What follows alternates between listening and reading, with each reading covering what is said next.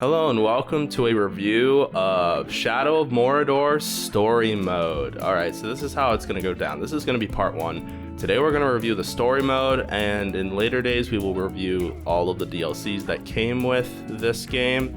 So Lord of the Hunt, the Bright Lord, Trials of War, the skins, stuff like that.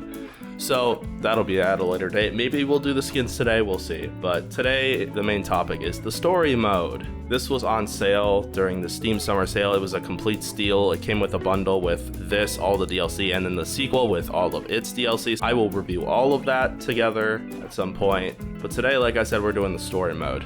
At the time of writing this, I've played the game for 20 hours total. I thought for sure around the 12-hour mark I was getting close to beating the game since I had killed all the orc leaders. But turns out after a certain point in the story, you unlock a new area and have to do this conquest all over again with more orcs. This made me realize that this game was more expansive than I was expecting. You'd think that this would annoy me that I would have to do it again, but honestly at this point in the story, you would have learned new abilities, so the gameplay is still fresh even after 20 hours. This is due to its variety in combat choices: up close with sword, sneaking to stab an enemy, shooting arrows, luring enemies towards you, explosives, unleashing wild animals, beehives, going ghost like your Danny Phantom, draining enemies, controlling enemies to fight alongside you by branding them, and brutality kills. This is why the game doesn't feel stale, because the world is your weapon along with what is on your belt. You learn new abilities by playing the story mode to unlock moves necessary to proceed in the main story. Or you can run off and kill orcs to gain more XP to level up your skill tree, or both, since you always have the option of either sticking to the story or hunting orcs.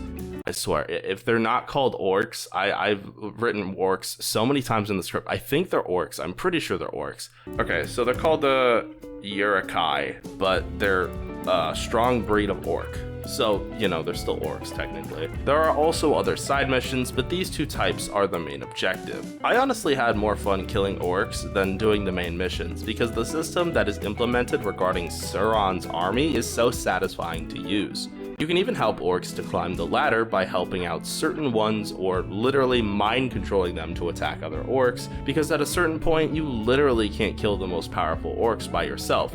Sometimes you need an army. I'll be honest, I didn't really pay attention to the story because initially I was just playing this game for fun, but when I got like 10 hours deep, I realized just how much this game holds up even 10 years later, making this my favorite open world game.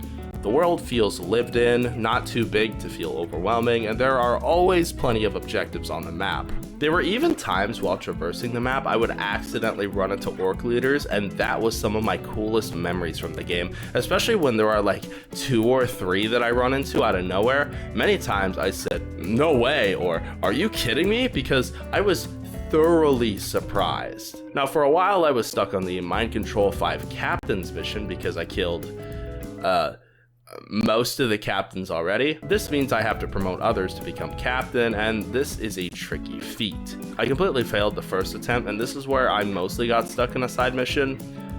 Until I loaded into the other area, looked at Sauron's army, and immediately got the achievement, since I branded a lot of orcs previously, and some of those got promoted, so it all worked out. I was wondering why the objective wasn't showing up anymore. Now, what's actually great about this side quest is that these captains carry over into this main mission, so there was actually a reason to get these captains in the first place. After completing the main story, we find ourselves at 50% at 24 hours of gameplay. This includes mostly side missions and killing orcs, because that was the most fun part of the game in my opinion, so that's what I did most of the time. The reason it's 50% is because I did not get all the collectibles. So currently, in my opinion, this is not just the best Lord of the Rings game, but the best open world game.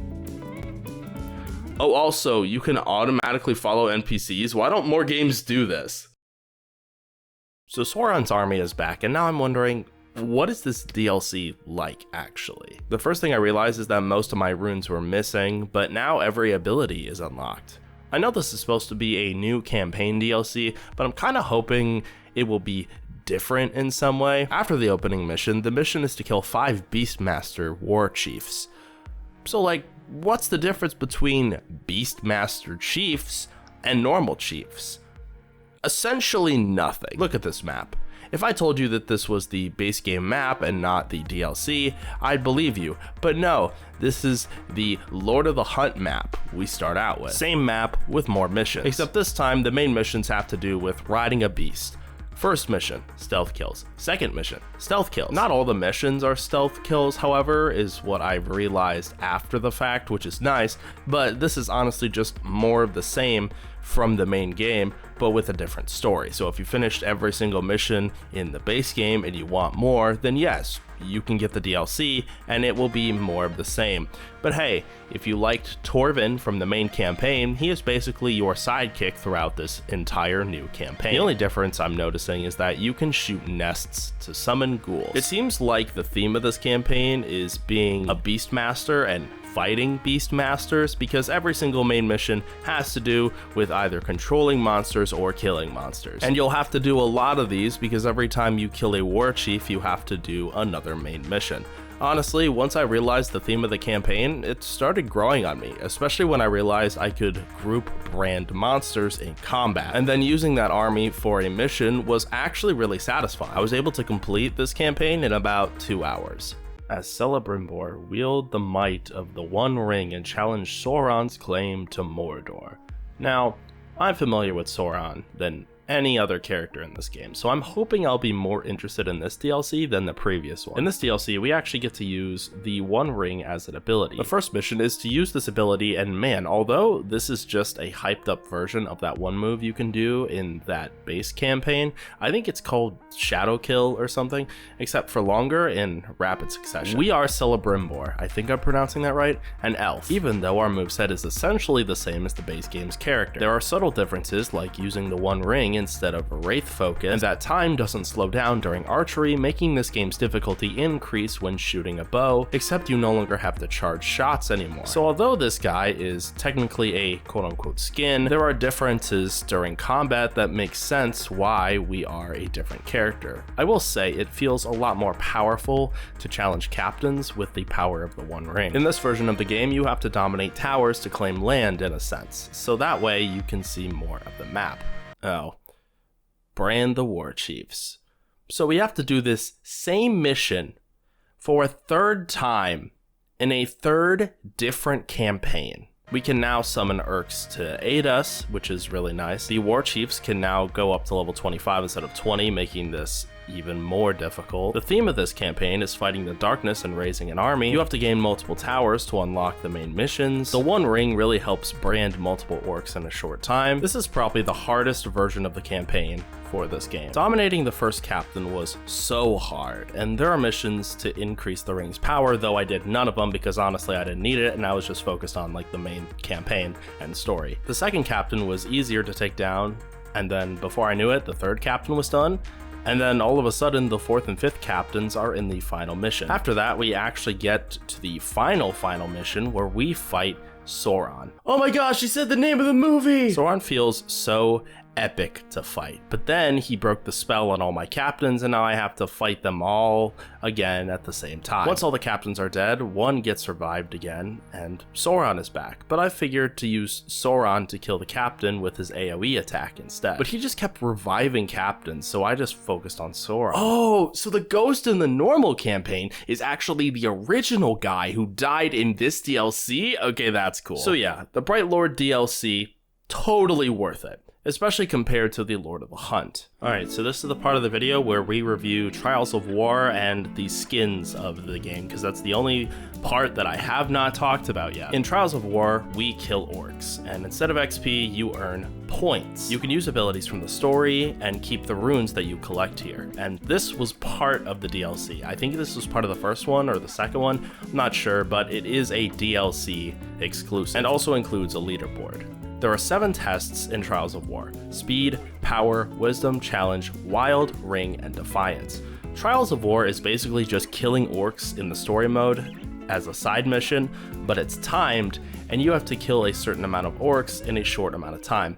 Honestly, not really worth it. It's just kill orc, but harder.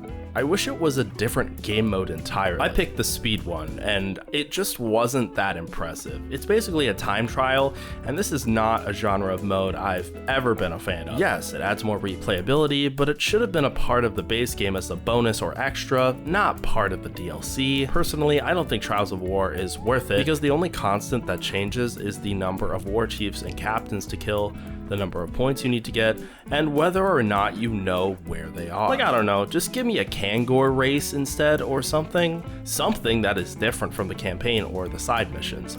There aren't any incentives to even play this mode in the first place because it doesn't give you anything. Now onto the skins of the game. There are 7 different skins. Talon, which is the base game skin, so the main character of the game.